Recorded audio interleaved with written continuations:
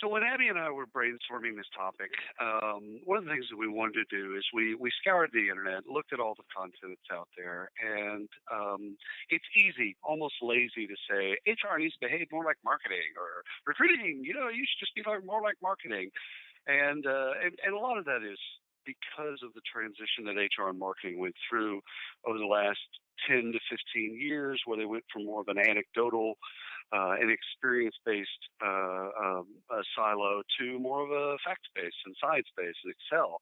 I remember starting in advertising, now I'll date myself, about 20 years ago, and people were smoking cloves and had berets on, and we were talking about art. What's the difference between Manet and Monet? And now you wake up, and most of marketing is done in Excel. At least not just the tracking, but most of the discussions. It's actually hard to have an art discussion with marketers, ironically. And that same transition, or a very similar transition, is happening in HR and recruiting.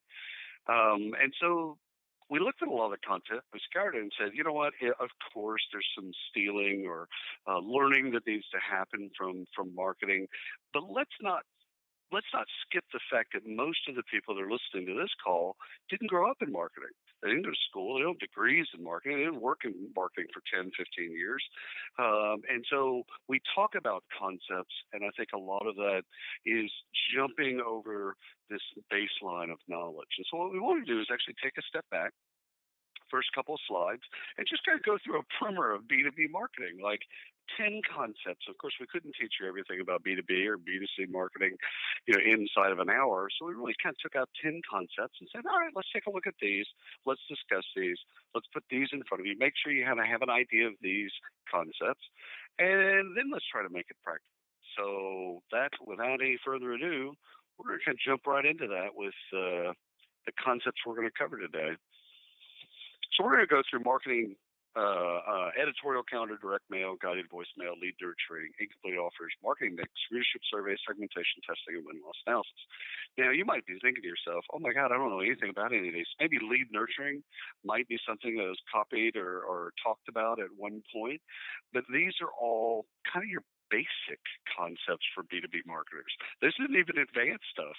So we're going to kind of lay down a little bit of infrastructure, and hopefully that'll kick off some questions that go forward. So what is an editorial calendar? The best way to visualize an editorial calendar is having an idea. I usually do these things in 6 months increments with a rolling back end. So as you complete a month, you add a new month on the back end.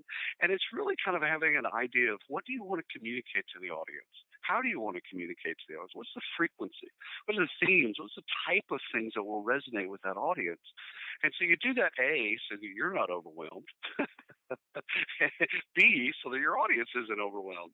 If you have an idea of, generally speaking, I want to put this type of content in front of this audience, I want to put this type of content in front of that audience, then first of all, it'll help organize you. And trust me, that alone, if you do nothing else, then take some stress out of your lives. Let's say that's a huge win. But really, it's also to organize how you want to use content with your audience. And a lot of content, you don't have to come up with new content as much as creating the derivative content. And let's say you create it once, how can you use some of that content, part of that content, down the road or in a different way?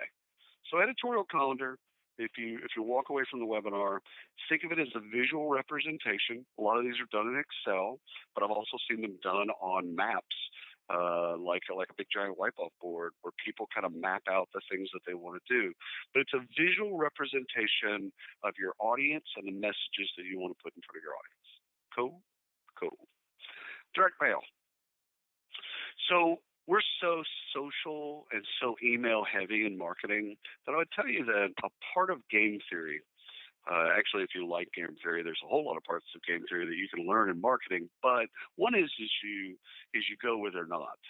So when everyone's using email, the email becomes less successful, less effective, right? We all know this. The more you use social to promote a job, especially a job that a lot of other people are promoting, then that you're going to diminish return on doing that. So direct mail is a way to do things different. Like, okay, well, how can we use postcards? How can we use letters? How can we use mailers in all kinds of different ways? Because most people aren't thinking direct mail. They're not thinking of what a dimensional mailer or a non-dimensional mailer. They're not thinking about how do I put something on somebody's desk at work? How do I go and do a zip code search and put things in their mailbox as opposed to their inbox, as opposed to their Twitter feed? So the concept here is you might not have ever even thought of direct mail as a way to market to your audience, okay? Because we're so aggressive with email, we're so aggressive with social that we might not even thought about it. But let me tell you, it's effective. Direct mail works, especially when it's in tandem with the rest of your campaign. So think of that as, okay, you hit them with email, you hit them with social, you hit them with advertising, you hit them with banner, you hit them with retargeter, you hit them with direct mail, and all that totality works. Okay, direct mail is one of those folks. It's one of the arrows you should have in your quiver. So if you leave the webinar, I want you to think about, how can I use direct mail? Should I use direct mail for this position, for this audience?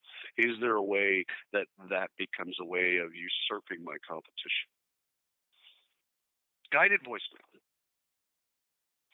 So some of you might know what this is, but I'm assuming that the large majority of the folks that are listening have no idea what guided voicemail is.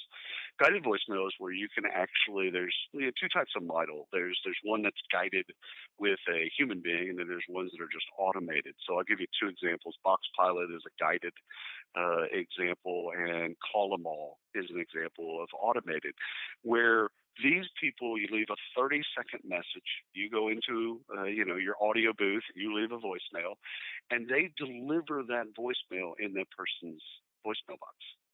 And so it's another way to reach an audience. Again, if you're thinking email, social, I just got you to think about direct mail. Guided voicemail is yet another way to reach an audience. If you've got numbers, then you can leave voicemails. And I'll tell you what, I'll just say it like this: it's cheap. It's really, really, really cheap and effective. Again, because how many people leave targeted voicemails? So let's say you have a database and you have the phone numbers, and these are all people that have you'd like to reach out to about a particular position.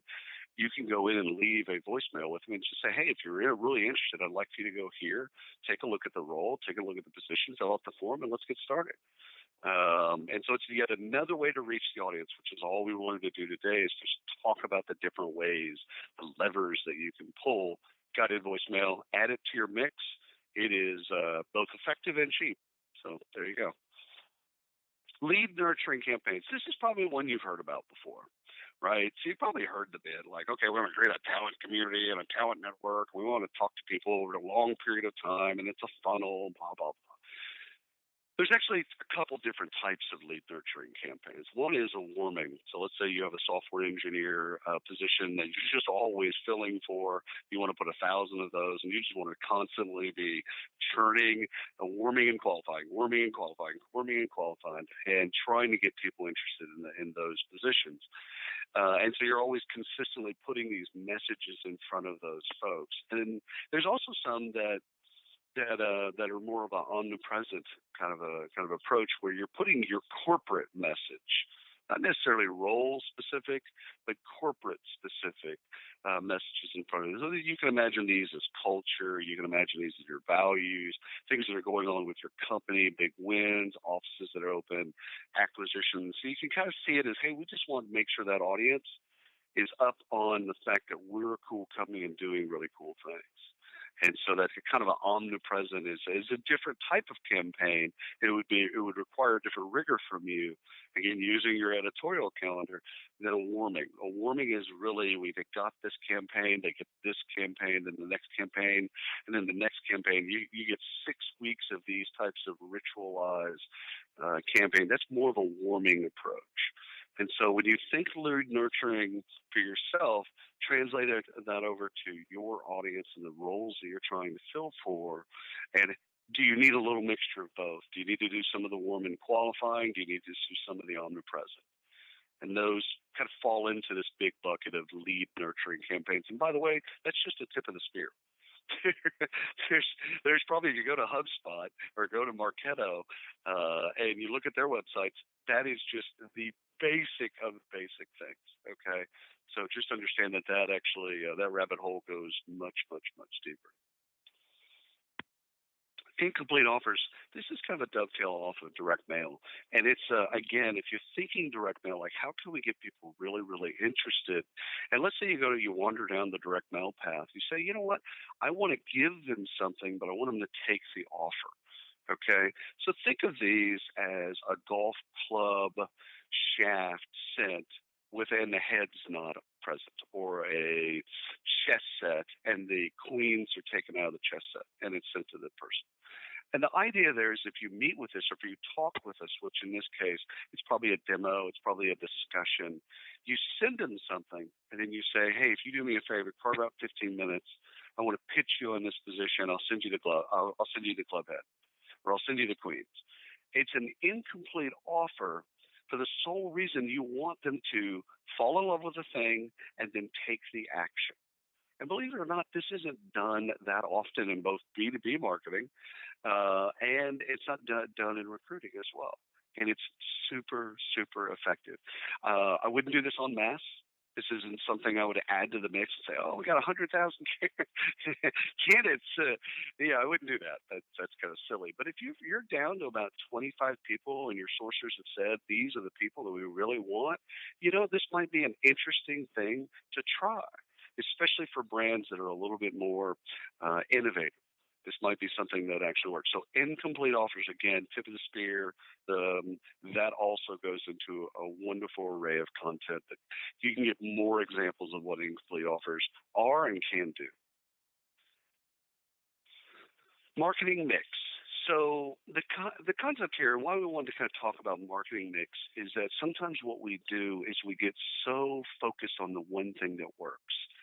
And what I would tell you about the positions that you're trying to fill, your company at that particular moment, at its trajectory or at its maturity, there is no one marketing mix that works. You're almost constantly always trying new things for each position, for each, every job that kind of comes down the line, you're going to try a different marketing mix. And the things that have worked in the past, start there, but don't become so one-dimensional that all you have is email and social. That's the way you're going to market it. Or referrals, and that's the only way you're going to market it. I would look and ask the question when you first get the job rec, what could be the mix here? What should we be thinking about in terms of the mediums, in terms of content, in terms of what we want the respondents to do, the audience to feel, the procession we want them to take? What's the appropriate marketing mix? And really just give it a pause and say, you know what, I want to try 50% email, 30% social, 10% referrals, and 10% direct mail. Okay, seems reasonable. Throw it out there, see what works. And obviously, most recruiters are great at the metric side and what's working and what's not. The idea here, and why Abby and I really wanted to talk about this, is just don't become one-dimensional and don't rest. We're all a little bit lazy. Don't rest on the one thing that worked the last time, and that be the only thing that you do. Just think about your mix. Whenever you get that job rec, think about what could work, what needs to work, what you want to try, etc. Next concept up is readership surveys. So readership surveys is a tried and true method in B2B marketing. It's basically trying to figure out an audience and say, instead of us kind of wondering what the audience wants, why don't we do this a different way? Why don't we go ask them what they want? Why don't we go find out what they want? What type of things do you need from us? What would you like to hear from us? You want to know more about the company? Do you want to know about our growth strategy? Do you want to know about internal mobility and career pathing? Do you want to hear about our intern strategy? Do you want to hear about asking them the type of content, the mediums of content? So you can have visual, you can have auditory content, things like podcasts and things like that. You can have the strict narrative. You can have case studies. You can have employee testimonials. Your content can be a lot of different ways, And then the media that gets used to put it in front of them, it could be email, it could be on your careers page, and driving them back to that is, and using it newsletter format to put that in front of people, get them really interested, come back to their career page, take a look at the content, etc.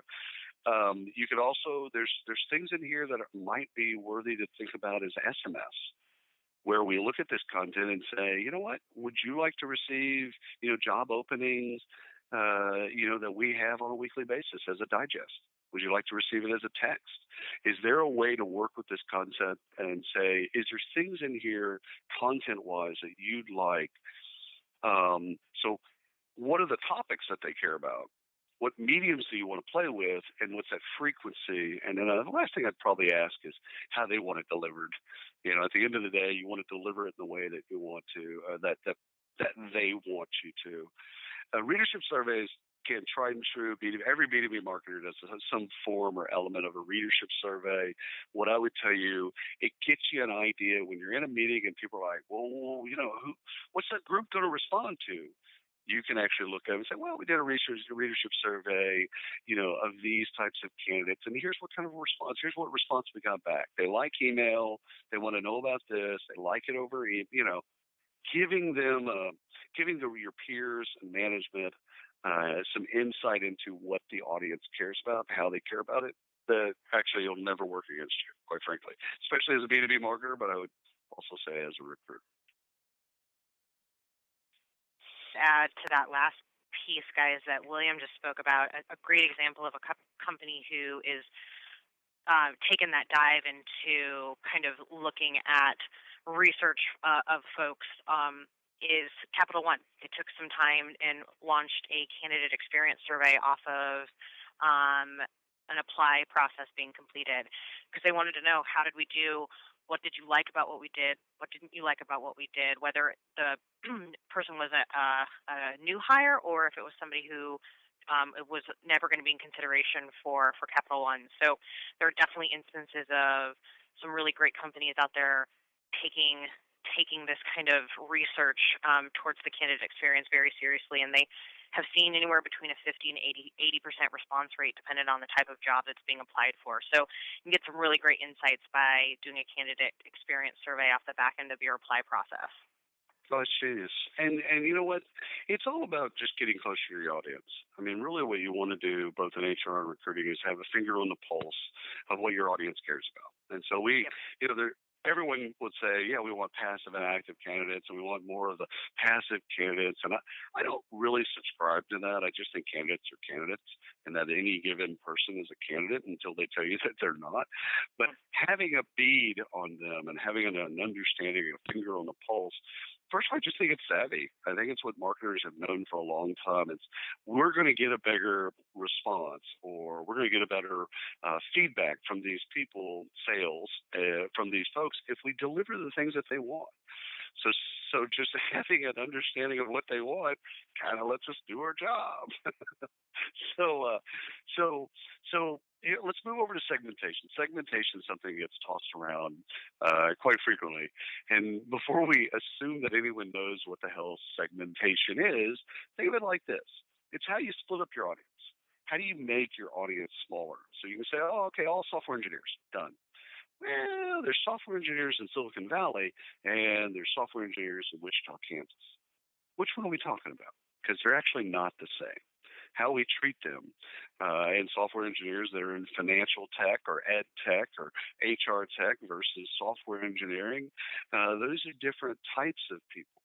And so splitting them by role, by industry, by title or age or gender or geolocation or whatever, it's looking at that segment and splitting it and making it as small as possible so that you really understand who that is and what you need to do with that audience. So segmentation is a way to make something very large, very small. You can do it a number of ways, and the ways that, because again, no one wants to, we'll use email as an example here. No one wants to feel like they're one of 124,000 that got that email. No one. There isn't a person on the planet that loves that feeling of dispersonalization. Everyone wants to feel like you're talking to them. And so the more that you make that audience small, then appropriate to them, the more you can tailor a message that's just to them. And you can't do that when you're mass marketing to all of the people the exact same way in one cookie cutter way. If you market to everybody a cookie cutter way, then just live with the diminished returns of your responses, because a lot of people are going to get that on its base, delete, because it wasn't for them. You didn't speak to them. It wasn't about the things that they would care about. And so segmentation is extremely important B2B marketing concept, and it's something we should all do a better job of to understand the nuances of small audiences. So how do you take something big, make it small, and then understand what really drives that audience so that we can make specific things tailored to their needs? So segmentation, it's not something that's going to go away, and it's something that we should do a better job of talking about in both HR and in marketing. So two more here concepts that we want to run through. One is testing. When I talk to CEOs about marketing, one of my normal kind of usual shticks with CEOs is like, listen, go to a medical supply company. Go get lab coats. Go put your logo on the lab coats. Go get it embroidered. Put the person's name. All your marketing staff put their name on the thing, and imagine them as scientists. That they're testing things. Their job in marketing is not to do the same old thing that they've done forever. It's to actually innovate. It's to try something, fail, try something again, fail, try something again, fail. Marketing is more failure than it is success. And the moment you have success, and in fact, I'd say the moment you know your audience is the exact same moment that your audience changed. So the goal of marketing is to test, and you can see down there towards the bottom of it when I talk a little bit about split cell and A/B testing. A/B testing is a concept where you have an A and a B. And let's say you have the exact same email copy, but you change the subject headlines. So the exact same copy, it's all rich text, or let's say it's HTML. Everything's the same. You're going out to an audience of, let's say, 40,000. So you spit 20,000 that gets one message, 20,000 that gets another. And the only thing that you've changed is the subject line.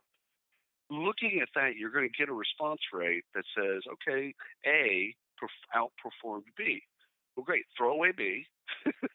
That's gone. Didn't work out. Throw in another B, change the subject line, and test it again. It's never ending. Testing is never done. There's never a moment where you're like, yeah, testing's over. You're never done. As a marketer, it's never over. You're always testing. You're never resting on your laurels where you feel like you figured it out. You're always trying something new, and you're always testing. And as recruiters, we need to be thinking like that. We need to actually, when we put something in front of an audience and it doesn't work out, we don't need to get into a shame spiral because it didn't work out. That's a part of the game. Yeah, it didn't work out. All right, let me see what else I got to change, and change it and go. Like, get past it really fast. Like, yeah, okay, failure. Yeah, duh. If you don't try anything new, yeah, you probably won't fail, and you probably won't have great results either. So weave in the concept of testing in almost everything, if not everything you do. And don't be afraid of failure. The last concept that I wanted to put in front of you is the concept of win-loss analysis. Again, there isn't a B2B marketer alive that doesn't understand the concepts of win-loss analysis. Win-loss analysis in the context of marketing is to figure out why sales happened and why sales didn't. So marketing in B2B is subservient to sales. The only reason that we have marketing as a function in B2B is to support all sales initiatives. So the goal, you can see how you're being successful in marketing if sales happen. And, the DNA of what a sale happened. But win-loss is an important way to find out what worked and what didn't. And so if we think about that from our perspective, when candidates say yes, so when they say yes to us and they become employees, I think it's important for us to find out, hey, what worked here? What'd you like? When we were talking over the last 3 months, what resonated with you? What did you really like from content, from a position description, from the interview? Like, there are no sacred cows. What'd you like? And what'd you not like? For the employees, the candidates that actually matriculate, what did you like here? What worked? What didn't work? It's equally as important to talk to people that didn't take you up on your offer. So in the B2B marketing, that's people that didn't buy your stuff. But you got to a presentation, you got to a proposal, and for whatever reason they said no, moved on with something else. It's important to call them and to talk to them and say, hey, listen, we're way past the sale, not talking about that. Really what we want to know in 3 minutes or less is what worked. And, what didn't work? What could we have done better from a content perspective, message, anything? What could we have done better? You're going to learn extremely valuable information about what you've got to do differently. And again, if you think like a marketer and you're always testing, none of that content's offensive because you're just trying to learn what works and what doesn't. So that's a real quick primer over 10 concepts that every B2B marketer uses, and each one of those concepts goes really, really, really deep. So what we wanted to do, and inside of an hour, is talk a little bit about 10 concepts, and now what we need to do is make that practical. And so Abby's going to actually make it practical. And Abby, without any further ado, you've got the mic. Thank you so much, William.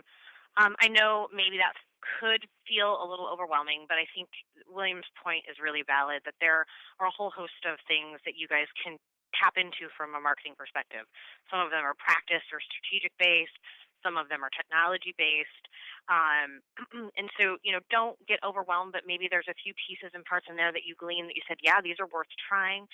Maybe it is the brokerage conversation to start talking to your marketing department and see where you can potentially partner with them, or maybe steal some budget or get some resources, right? It's all about kind of trying things out and seeing what works best, but, definitely making some data decisions, to get there. So let's dive into kind of how you guys maybe potentially make this practical within your own talent acquisition practices. So we went through all these things that you could potentially use. Another good lens to think about recruitment as marketing through, or how to think like a marketer, is think about you, right, or your team. Think about something you recently purchased as a consumer, right? What was the experience you went through as a consumer, right? What made you think you needed the product? How did you actually select the product? And then what were the tactics that the company potentially did to engage with you to get you to buy, right? And remembering that you most likely made the decision to buy well before you actually entered your credit card information online or you walked into the store. So keep that in mind when you think about candidates or leads. They are most likely going to end up making the decision to apply, right, or say, I really want to work for that company, well before they actually have maybe even touched your career site, right? So if you think about all of the things that William talked about, the mix of stuff that was used to get you as a consumer, whether it's an email or a coupon, or you engaged in that chat, or you read a review online, or you visited a site, or you clicked on an ad, all of that stuff allows us to monitor your behavior and create a great experience targeted at you, kind of an audience of one. So if we took all of that, right, what if we could do that for talent acquisition? What if we could do that to better the hiring experience? And that's really the lens, I think, to look at all of this through is, yes, the marketing world is overwhelming. Yes, we're not, I don't think anyone's expecting a recruiter or a talent acquisition and professional to wake up and say, oh, I have my bachelor's in recruiting, but I also have now a master's in marketing. It's just kind of thinking about being, putting on the lens of a marketer, right? And sometimes the best way to do that is through your own eyes, right? What are your experiences being marketed to? Another thing we want to make sure that you all feel like you're armed with is kind of talking through, maybe proving to some folks that the old way of recruiting is not necessarily the way we want to think about things moving forward. So giving you some data points to help you feel comfortable with that concept, right? We know that in a recent study that about 40% of HR professionals would probably not rehire their recent recruits, right? So it's still, people are still not overly satisfied. So did we go and market to the right people, right? And then once we marketed them and we know they've already made the, hey, I want to be a part of this company, we may have gotten so excited that they wanted to be part of our company that we brought them in. So merely making sure that we're filtering out the right and wrong people, right? Knowing that now candidates are in the driver's seat, not recruiters. It's kind of like the real estate market, right? It's either a buyer's market or a seller's market. Right now it's the candidates market. 83% of recruiters report that they feel the power has absolutely shifted to the candidate, right? So that candidate, can find out as much information about the company as they possibly can, so they feel comfortable with it before they even talk to a recruiter. They know what jobs are available. They know they can go to sites like salary.com and Glassdoor and understand what compensation they should be getting. So candidates really have a lot of information, allow them to make the decision process easier before they even potentially start talking to one of your recruiters. So we want to make sure we arm them with the right information and that we're marketing actively to them, right? And then the last piece is that almost half of candidates most likely have some kind of relationship with your brand, especially if you're a consumer-facing brand, before they even potentially think about being a applicant, right, or a new hire, right?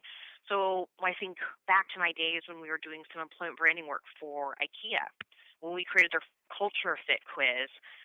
If you weren't a fit, right, if you kind of got the, I don't know if you fit the culture of IKEA, we had to be really careful and mindful about the message that we wrote, because they are still hopefully going to continue to be a customer of IKEA, even if they're not a great fit for being a candidate or an employee of IKEA.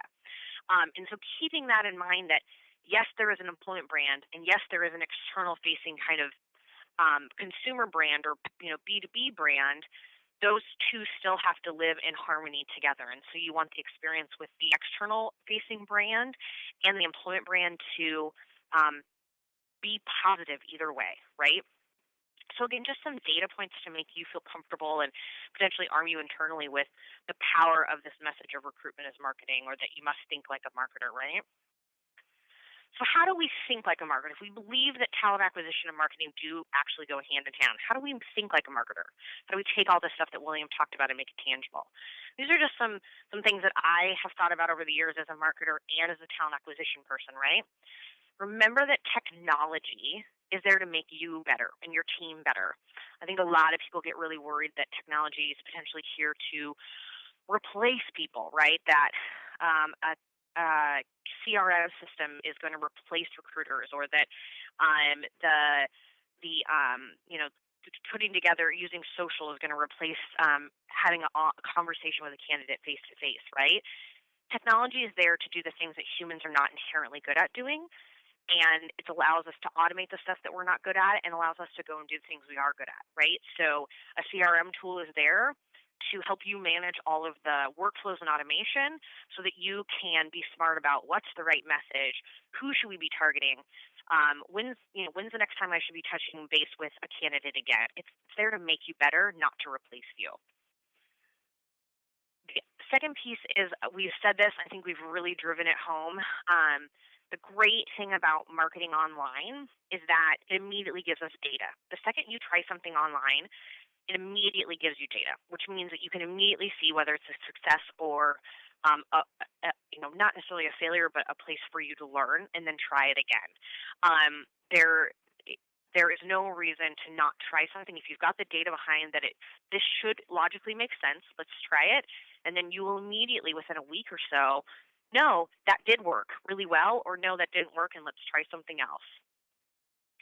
The next one is, again, make that data work for you. So if you've got analytics coming out of your CRM system, you've got analytics coming out of your applicant tracking system, potentially out of your career site, make that data work for you. If you've got a team of analytics folks within your HR group, use them.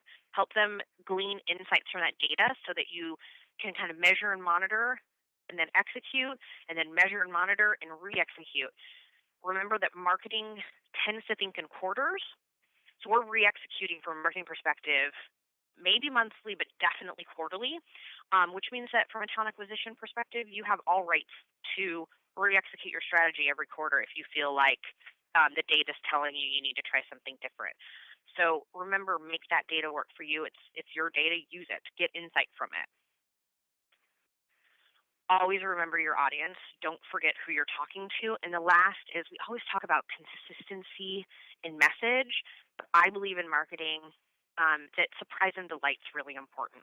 So as you're trying to build relationships with your candidates and you're trying to engage them, there is always something to be said for delighting them with a message or surprising them with, if you think about if you're recruiting, if you're in the financial field and you're in that hot and, heavy area where you have to compete for early or recent college grads, right? So you're starting to recruit them into their junior years, right?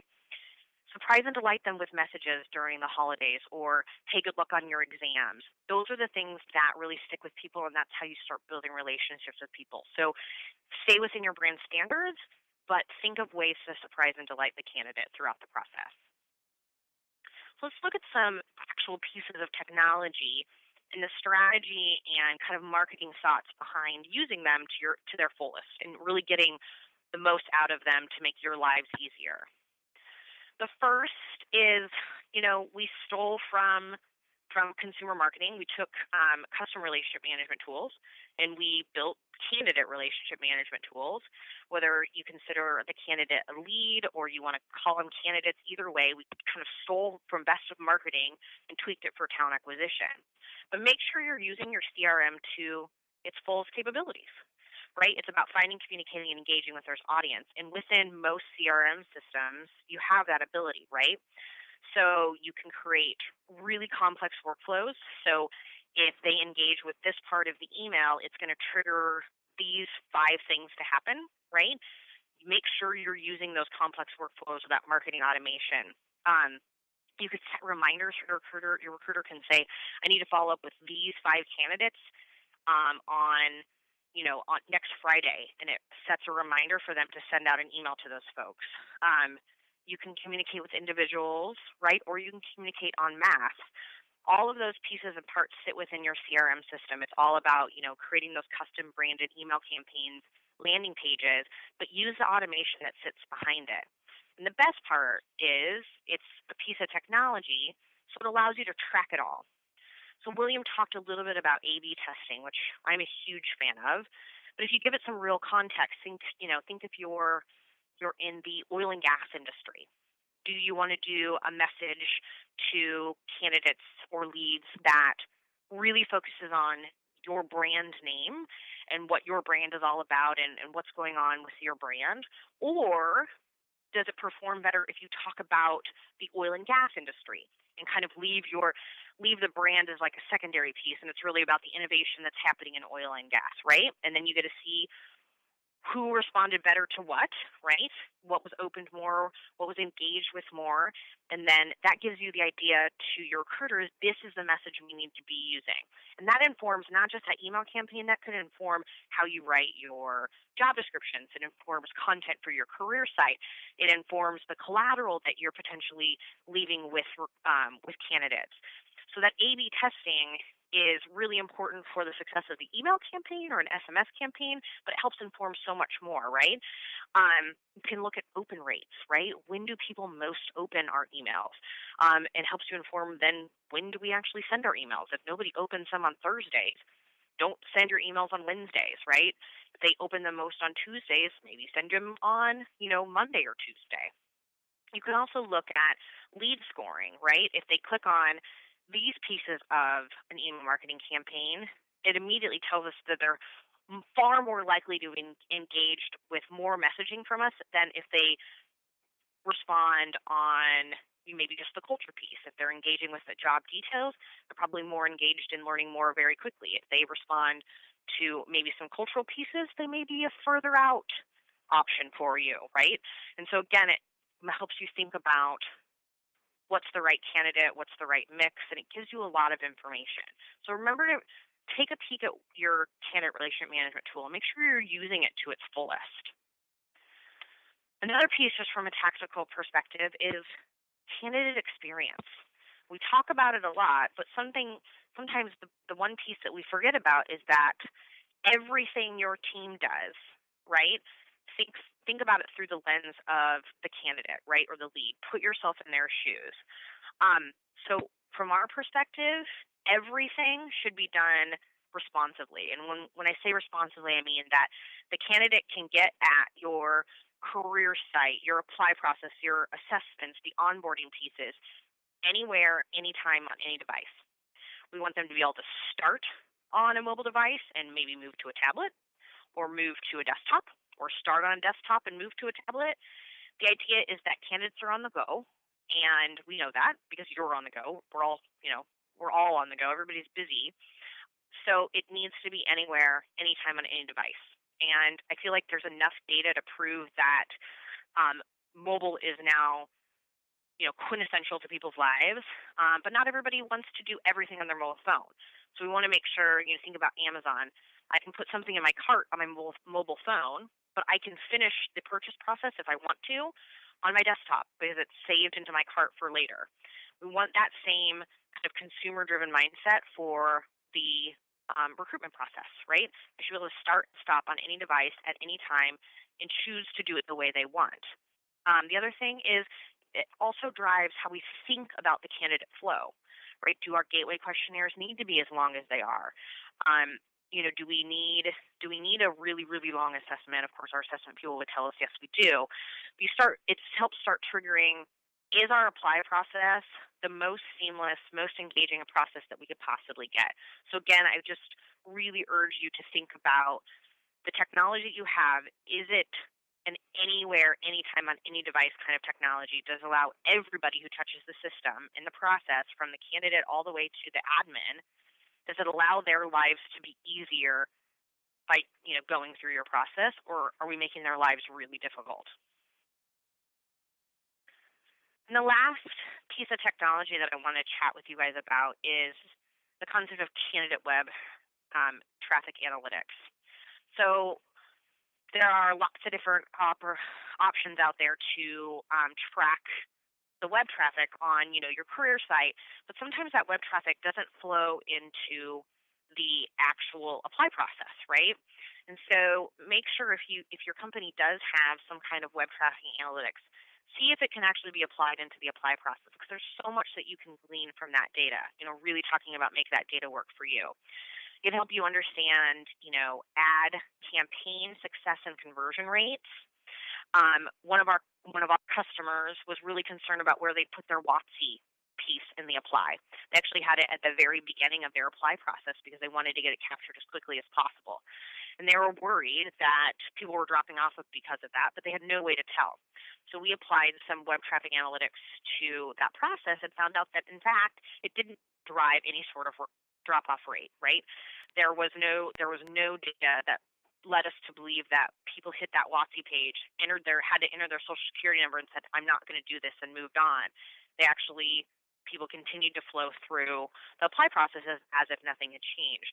And so for them, it was really peace of mind that the process that they had instilled, which is a benefit to obviously the business, was okay with the candidate, and that people were still willing to flow through that process. So for them, it was, they tried something, they didn't fail, but they had data to prove that it was a success.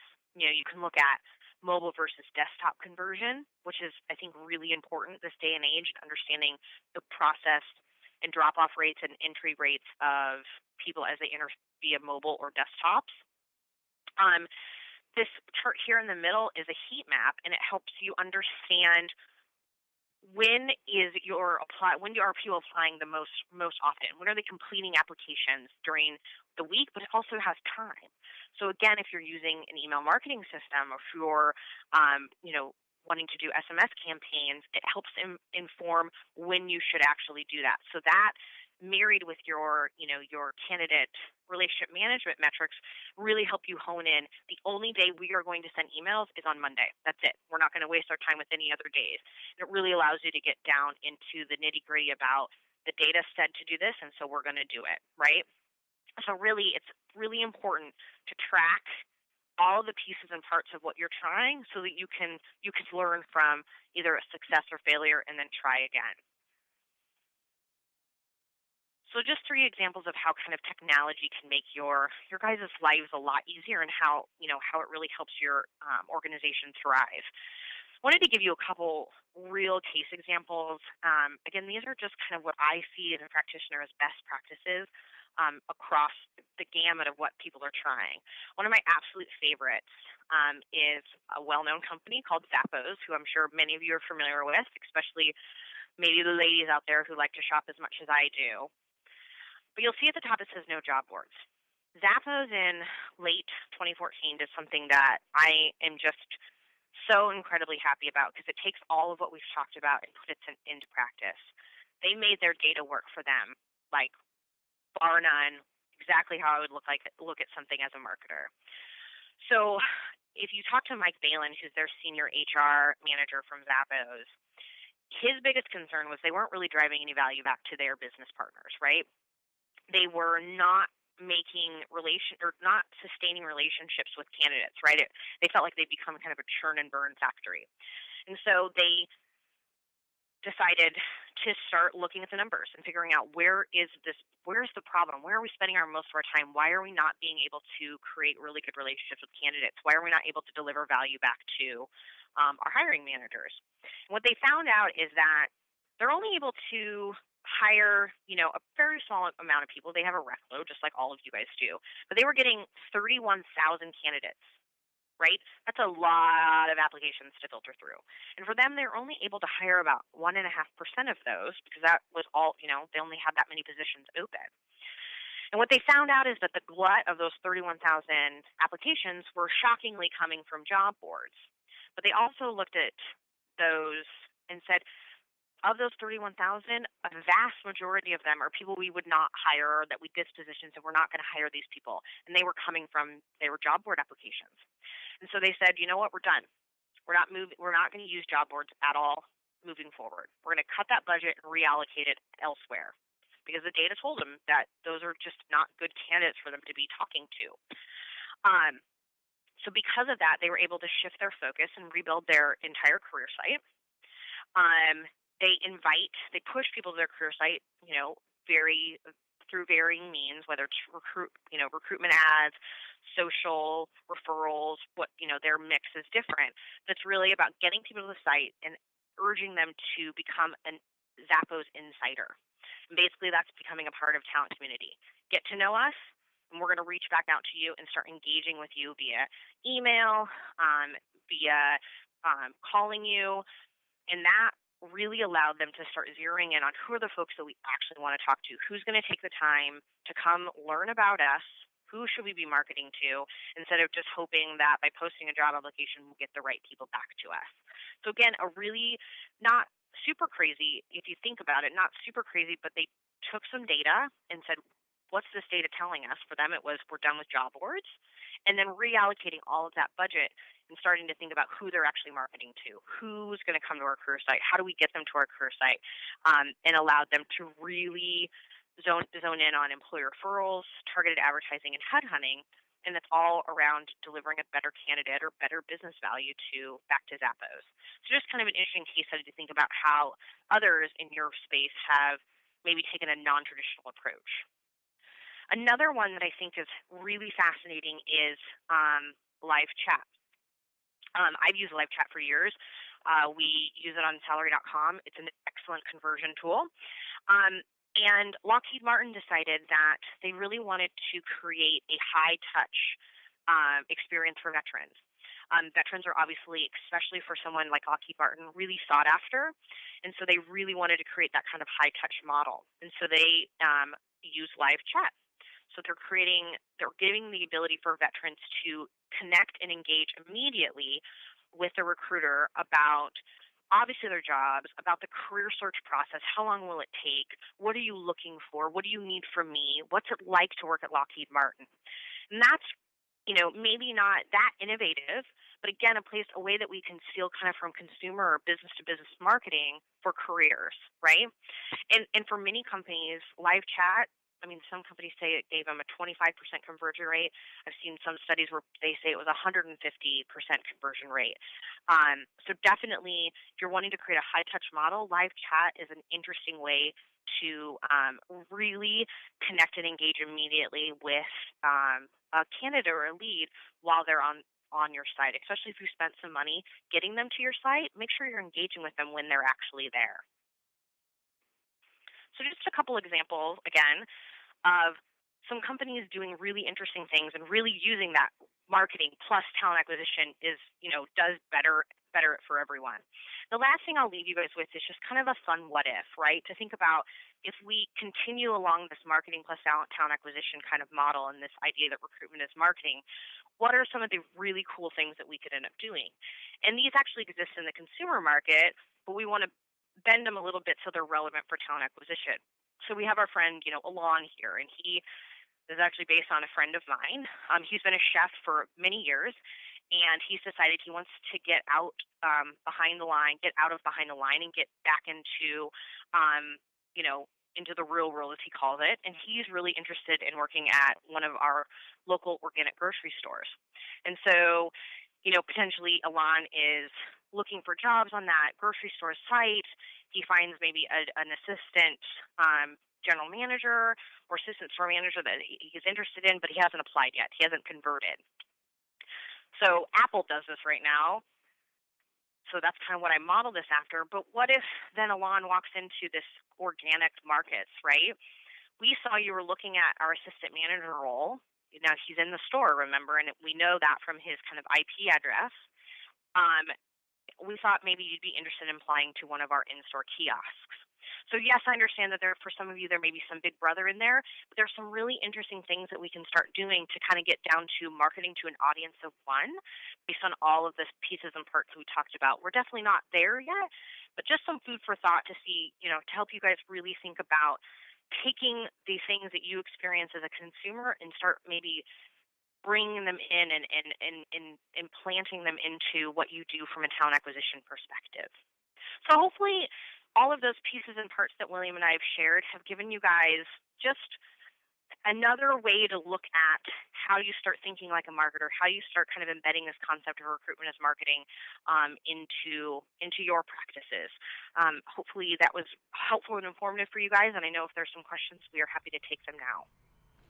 Thank you so much, Abby and William, for sharing your insights on recruitment marketing. I think you've given us all some practical tips that we can implement right away and some big picture strategies that will be very helpful. So I want to thank both of you for your contributions there. We have had a couple questions come in over the Q&A interface, so I want to get to as many of those as we can in the time that we have left.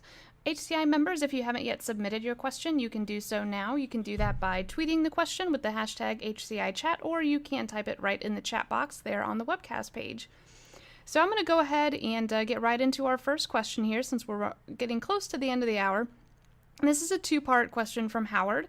Howard asks, do you have any advice for coordinating HR-driven marketing efforts with the year-round marketing programs, social advertising, PR, direct mail that are already underway at your company? And the second part is HR likely to do things at variance with the overall corporate communications campaigns? So I'll start, and William, if you want to add, obviously, please do. From my perspective, the best thing that you can do is make friends with your marketing team, right? When we've worked with IKEA or Cabela's or Kohl's, one of the very first conversations that we always had around employment branding, around recruitment marketing, was with their marketing team. What can you kind of beg, borrow, and steal from their existing editorial campaigns? How can you make sure that you guys are in line with what they're doing from a social perspective, and how do you make that come to life that makes sense for potential candidates? For me, the best place to start is knowing full well that they most likely already have, a very baked out strategy, is to have kind of a friendly, hey, we'd really like to have a conversation with you. We'd really like to help build off of the back of your guys' plan and make sure that it makes sense for people who want to seek a career at our company, and create kind of a co-branded, external campaign with your employment branding campaign. And I think usually if you're the one kind of outreaching, not necessarily asking for budget, but just kind of asking for an initial conversation, marketing tends to be usually very receptive and says, absolutely, we'd love to help. I would highly recommend, though, that you get your senior leadership involved so that you don't immediately have this sort of, well, that's our job, not your job, and that you have kind of a friendly conversation of how to help each other, as opposed to, a territorial kind of confrontation. Yeah, meet, collaborate, communicate. They've built a ton of assets, and now you can speak their language. Yep. Thank you so much for those thoughts. I think that's a great way to look at it. Teamwork is always a good thing. And my next question here comes from Wayne. And he asks, William, is there any technology that you would suggest to help with employer branding, marketing, engaging candidates, etc.? Yeah, it's probably a better conversation offline because there's actually probably 45 different technologies that are out there that are doing really good work, and so I wouldn't want to give one a lot of play more than the other. But if you need to look at something right now, Wayne, look at Q Social, what they're doing, and look at Brand Amper and what they're doing. But again, you've got my email. Email me offline, and I'll give you a list of a whole bunch of folks. There's a really interesting category there of people that are looking at employee advocacy software, which are things that really might help get that voice out, but also just kind of monitor. There's a lot of great metrics out there to give you an idea of where you stand and what candidates see, etc. So we're not suffering from a lack of software. Thank you, William. It looks like we have come to the end of the hour for today. Please feel free, all of you, to continue this discussion on Twitter with the hashtag HCIChat, or you can take a look at talent acquisition innovation and other upcoming HCI events by clicking Attend a Conference at the top of this page. I do want to say one last thank you to our featured speakers today, William Tincup and Abby Euler. And I also want to thank everyone at IBM for making this webcast possible. Lastly, of course, the biggest thank you goes out to all of our HCI members. We appreciate you taking the time out of your afternoon to attend this webcast today, and we look forward to seeing you on another webcast soon. Thanks again, and have a great day.